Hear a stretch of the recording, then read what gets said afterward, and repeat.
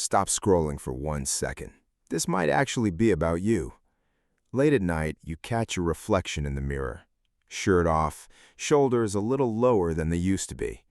Nothing is technically wrong. You train, you eat reasonably well.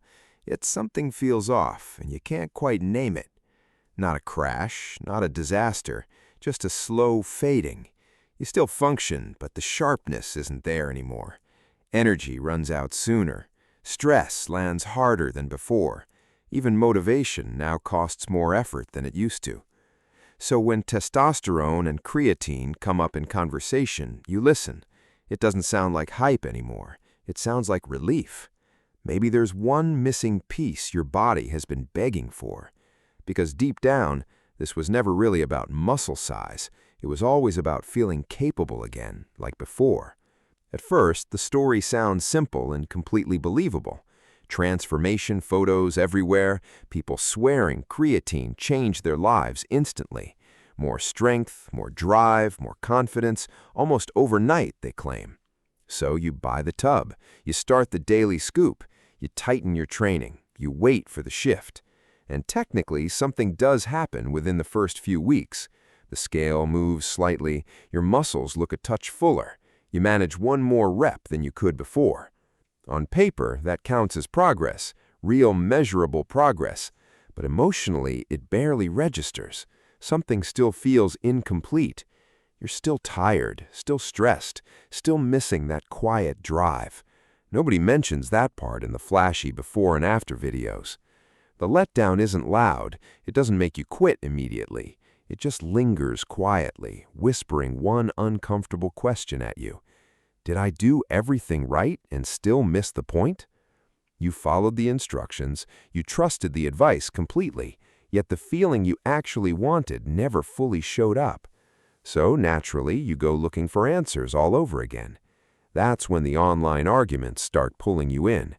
One camp insists creatine is basically legal, unregulated testosterone. They call it the ultimate shortcut to strength and confidence. Skip it, they warned, and you're leaving gains behind forever. The other camp is just as loud, but far darker. They claim it wrecks kidneys, spikes DHT, and thins hair. Same confidence, completely opposite conclusions, and you're stuck deciding. Both sides quote studies, both sides sound absolutely certain. Neither one explains why you still don't feel different yet. That disconnect right there is the actual root problem here. Most people are asking the wrong question from the start. They keep asking, does creatine directly raise testosterone levels? It sounds logical, it sounds scientific enough to trust blindly, but that question sends you chasing an outcome that isn't real. Creatine isn't a hormone, it never claimed to be one. It doesn't imitate testosterone or trigger your body to produce more. They aren't even part of the same biological conversation, honestly. Creatine behaves more like fuel than like a hormonal switch. Your body already makes it daily from ordinary amino acids.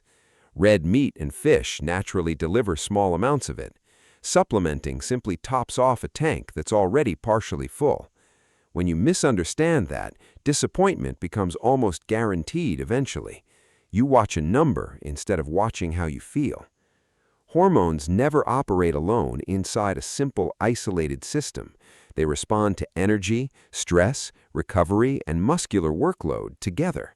So when testosterone doesn't spike, people assume creatine failed completely. Others assume it's some miracle switch, which is equally wrong. The real answer sits quietly in between those two extremes, and it starts with understanding what actually shifts inside your cells. Once creatine builds up consistently, changes begin at a cellular level. Your muscles start storing more phosphocreatine, a fast backup fuel source. During heavy lifts or sprints, your body burns through energy quickly. Creatine helps refill that energy supply faster than it normally would. That's part of why the scale creeps up early on. It isn't fat, it's water pulling into your muscle tissue. Your muscles look fuller because they're simply better hydrated now. Think of it like adding coolant into a running engine. Nothing flashy changes outwardly, but the system handles more strain. Now here's where testosterone genuinely enters this whole picture properly. Testosterone doesn't decide your strength independently, all by itself. It reacts to signals your body sends through training stress. Mechanical tension, total workload, and recovery all count as signals. With slightly more available energy, you manage one extra rep. You add a little more weight than you did last week. You bounce back faster between training sessions than before. None of that feels dramatic in a single isolated moment, but across weeks, those small improvements quietly start compounding together. Heavy resistance training remains one of the strongest natural hormonal triggers. Creatine doesn't manufacture that response, it simply helps you earn it. Study after study shows a consistent, repeatable pattern worth noting. People taking creatine while training build more strength than those who don't. Even when blood testosterone barely moves, output still clearly improves. That gap between the lab number and real performance matters most. Same hormone level, noticeably better results, and that changes how you feel. Most people only think of creatine as something for muscles, but your brain actually uses creatine just as heavily, arguably more. Your brain burns roughly 20% of your daily energy alone. That's massive for an organ weighing only a few pounds. Under mental strain, poor sleep, or nonstop stimulation, your brain suffers first. Focus drops, mood flattens, training suddenly feels heavier than usual. Creatine acts as a backup energy buffer for overworked neurons, too. Under stress, that extra reserve can mean clearer, calmer thinking. Life starts feeling less like constantly wading through thick mud, and that connects directly back to your hormones, more than expected. Chronic stress keeps cortisol elevated, and cortisol competes with testosterone. It doesn't have to crush it completely to affect how you feel. Even mildly elevated stress can quietly blunt drive and confidence. So when people feel better mood while using creatine, there's a reason. It's rarely because testosterone suddenly skyrocketed overnight, unlikely as that is. It's because their whole system is finally operating under less strain. Lower stress, better sleep, and smoother recovery build a supportive environment. Testosterone doesn't need to fight uphill just to do its job. And when your brain copes better, showing up consistently gets easier. That's not marketing spin. That's simply how connected systems work. This is usually where doubt creeps back into the conversation again. Even if the logic makes sense, old fears resurface immediately. Isn't this basically a steroid? Won't it damage your kidneys eventually? Those concerns didn't appear from nowhere, and dismissing them helps nobody. So let's actually slow down and address them directly, honestly. Creatine is not a steroid, and it never has been.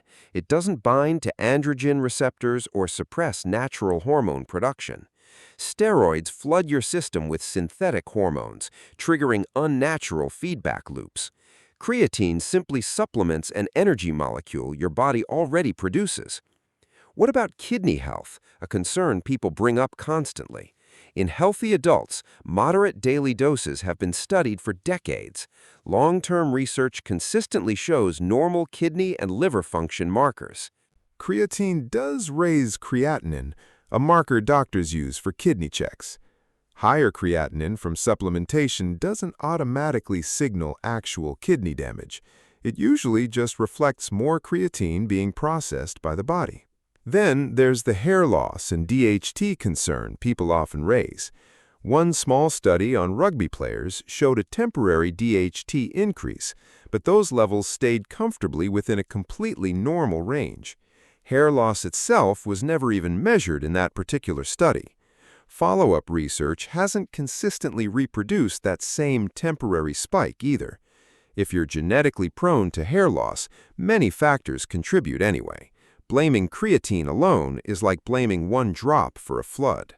The real risk isn't creatine itself, it's misunderstanding its actual role, expecting it to replace fundamentals it was never designed to replace. Here's the shift most people never quite manage to make. We've been conditioned to think entirely in short 30-day windows. 30 days to look different, feel different, or judge results completely. But hormonal health doesn't care about arbitrary self-imposed deadlines whatsoever. Your body is playing a much longer, slower game altogether. Zoom out, and the entire question changes into something better. It's no longer about boosting testosterone quickly for instant validation. It becomes about building a body that stays capable for decades. Muscle matters here. Recovery matters. Consistent stress management matters enormously, too. Supplements absolutely have a place, but only within proper context. Creatine fits cleanly into that long-term view when used correctly. It isn't there to rescue a broken, neglected system overnight. It's there to support a foundation you're actively building yourself. Over time, more muscle mass improves your overall insulin sensitivity naturally. Lower inflammation supports better long-term hormonal balance throughout your body. Consistent training reinforces androgen receptor activity in a meaningful way. None of that shows up dramatically on a single blood test, but it shows up in how you move and recover daily. It shows up in how genuinely capable you feel in yourself. This is exactly why people who stick with fundamentals age differently. Lifting heavy consistently, sleeping well, and managing stress compound significantly over time. Many feel stronger in their 40s than they ever did younger, not because their hormones became superhuman overnight, but their environment changed. That's the real difference between chasing quick fixes and building something lasting. So where does that leave you, practically speaking, right now? Not with a miracle pill, and definitely not with fear. If your goal is better energy and a stronger sense of self, start here. Creatine isn't your foundation, it's simply a useful add-on piece. Sleep still handles most of the heavy lifting behind the scenes. Your body produces most testosterone while you sleep on a schedule, not while you're scrolling your phone well past midnight repeatedly. Training still matters, roughly 3 to 4 solid sessions weekly. Heavy compound lifts that genuinely challenge your body every single time.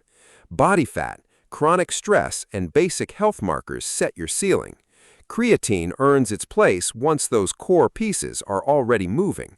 3 to 5 grams daily is genuinely all you need consistently. No loading phase required, no exotic blends, just steady daily consistency. Take it whenever you'll actually remember and drink enough water alongside it. Let it support work you're already doing, not replace that work entirely. You can keep hunting endlessly for secret hormonal shortcuts if you want, or you can build a lifestyle your hormones genuinely want to support. Supplements adjust small dials here and there within the bigger system. Lifestyle builds the entire engine that actually drives lasting results. And if you've made it this far, you already know which one truly lasts.